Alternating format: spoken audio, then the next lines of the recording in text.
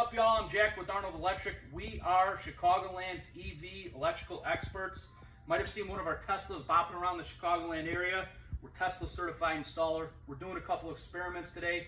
See what it takes to charge this vehicle with 120 volts versus a 240 volt plug versus a proper wall connector. Stay tuned for the 3 other segments we got coming up. Back to segment 2 of our experiment for charging an EV. I'm going to plug this 120 volt cord in here that comes with the Tesla. We're going to hop in the car, see how long it takes to charge with 120 volts. Back inside the Tesla now, you can see the vehicle's at 49%. It's going to take 24 plus hours to charge it at 119 volts. We're going to plug this into a 240 volt plug and we're going to see how long it takes here. Stay tuned.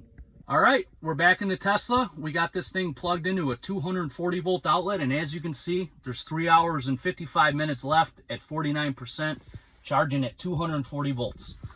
Stay tuned for the next segment. We're going to plug this into a proper wall connector and do the same test. Okay, we're back in for segment 3 here. We're inside the Tesla. As you can see, there's 3 hours and 25 minutes remaining at 50%. It's not 100% dialed in. It's at 230 volts. This is the wall connector, okay?